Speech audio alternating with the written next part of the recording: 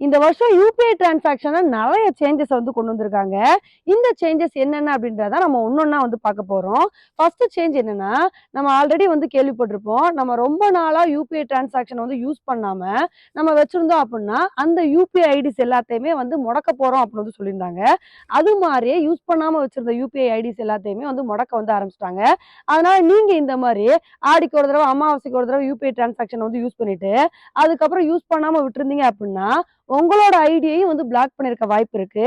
அதனால நீங்க வந்து திரும்ப யூபிஐ டிரான்சாக்ஷன் வந்து யூஸ் பண்ணணும்னு ஆசைப்பட்டீங்க அப்படின்னா, திரும்ப வந்து புது ஐடி கிரியேட் பண்ணி மட்டும் தான் உங்கனால வந்து யூஸ் பண்ண முடியும். இது வந்து ஃபர்ஸ்ட் சேஞ்ச். 2வது சேஞ்ச் என்னன்னு பார்த்தீங்கன்னா, நம்ம யூபிஐ டிரான்சாக்ஷன் யூஸ் பண்ணி அன்னோன் அக்கவுண்ட்க்கு கூட வந்து பார்த்தீங்கன்னா, நம்ம ஈஸியா வந்து பணத்த வந்து டிரான்சாக்ஷன் வந்து பண்ண முடியும். நம்ம பணத்த அனுப்பணும் அப்படின்னா, உடனே அடுத்த செகண்டே வந்து பணம் வந்து போயிரும்.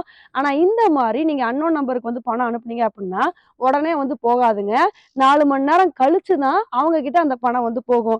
ஸோ எதுக்காண்டி இந்த சேஞ்ச வந்து கொண்டு வந்திருக்காங்க அப்டின்னா, சேஃப்டி பர்ப்பஸ்க்கு தான். ஏன்னா பல பேர் வந்து இந்த யுபிஐ டிரான்சாக்ஷன்ல தெரியாம வேற யாருக்கோ வந்து பணம் அனுப்பிடுறாங்க.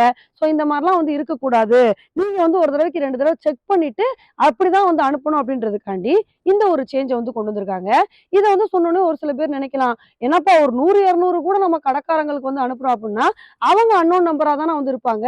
அப்ப அவங்களுக்கும் வந்து பணம் 4 மணி நேரம் கழிச்சு தான் வந்து போகுமான்னு கேட்கலாம். அதுதாங்க வந்து இல்ல. ஒரு குறிப்பிட்ட லிமிட் வந்து குடுத்துருக்காங்க. நீங்க ரூ. 2000க்குள்ள வந்து நீங்க அன்னோன் நம்பருக்கு வந்து காசு அனுப்புறதுன்னா, அது உடனே வந்து போயிரும். எப்ப ரூ. 2000க்கு மேல வந்து அனுப்புறீங்க அப்டின்னா, அதுதான் 4 மணி நேரம் வந்து கழிச்சு வந்து போகும்.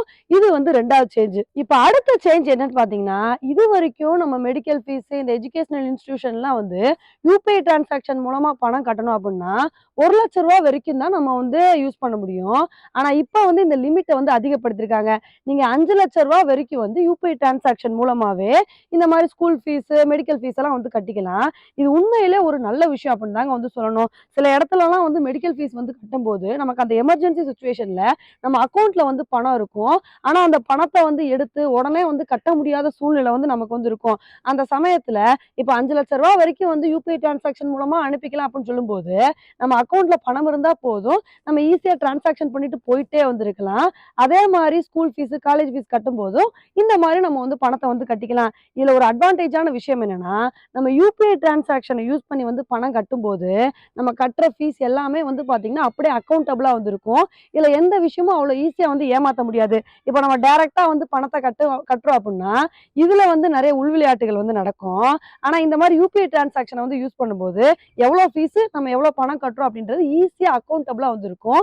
இதனால வந்து பார்த்தீங்கன்னா, நெறைய பிரச்சனைகள வந்து தவிர்க்கலாம். இப்ப அடுத்து இன்னொரு சேஞ்ச் என்னன்னா, இனிமேல் நம்ம ஏடிஎம்க்கு போனா, நம்ம வந்து ஏடிஎம் கார்டு இல்லாமயே வந்து பணத்த வந்து எடுத்துக்கலாங்க. யூபிஐ டிரான்சாக்ஷன யூஸ் பண்ணி. என்னன்னா, நம்ம ஏடிஎம்க்கு போம்போது அங்க வந்து ஒரு கியூஆர் கோடு வந்து வச்சிருப்பாங்க. நம்ம எப்படி வந்து ஸ்கேன் பண்ணி பணத்த வந்து பே பண்றோமோ, அதே மாரி ஸ்கேன் பண்ணி நம்மளுக்கு எவ்வளோ பணம் வேணும் அப்படின்ற டீட்டெயில்ஸ் வந்து குடுத்து, ஈஸியா வந்து பணத்த வந்து எடுத்துட்டு போயிரலாம்.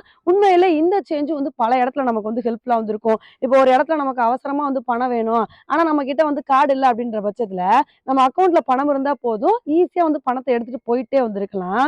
அடுத்து 4வது சேஞ்ச் என்னன்னு பார்த்தீங்கன்னா, சில பேர் வந்து யூபிஐ டிரான்சாக்ஷன்லயே வாலெட் மூலமா வந்து பணத்த வந்து பே பண்ணுவாங்க. டைரக்ட்டா வந்து பின்னெல்லாம் போட்டு பே பண்ணாம, வாலெட்ல வந்து பணம் வந்து வச்சிருப்பாங்க. அதுல இருந்து பணத்த வந்து பே பண்ணிட்டு இருப்பாங்க. ஸோ இந்த மாரி பே பண்றவங்களுக்கு ரூ. 2,000க்கு 1.1% சார்ஜஸ் வந்து போட போறாங்கங்க. இந்த சார்ஜஸ் கூட வந்து கஸ்டமர் குடுக்கணும் அப்படின்ற அவசியம் வந்து இல்ல. இப்ப நம்ம கடைக்காரங்களுக்கு வந்து பே பண்றோம் அப்படின்னா, கடைக்காரங்களுக்கு நம்ம ரூ. 2,000 அனுப்பணும் அப்படின்னா, அதுல ஒரு ரூ. 20க்கு மேல வந்து அவங்களுக்கு வந்து சார்ஜஸ் வந்து கட் ஆகும். இதே நீங்க ரூ. 2,000க்குள்ள நீங்க அனுப்புறீங்க அப்படின்னா, எந்த சார்ஜஸும் அவங்களுக்கு வந்து கட் ஆகாது. ரூ. 2,000க்கு மேல அனுப்புற பட்சத்துல இந்த சார்ஜஸ் வந்து கட் ஆகும். இதெல்லாம் தான் இந்த யுபிஐ டிரான்சாக்ஷன்ல இந்த வருஷம் கொண்டு வந்திருக்க சேஞ்சஸ். இந்த சேஞ்சஸ பத்தி நீங்க என்ன நினைக்கிறீங்க அப்படின்றத என்னோட கமெண்ட் செக்ஷன்ல வந்து போடுங்க. இதே மாரி இன்னொரு உங்கள வந்து மீட் பண்றேன். Bye friends.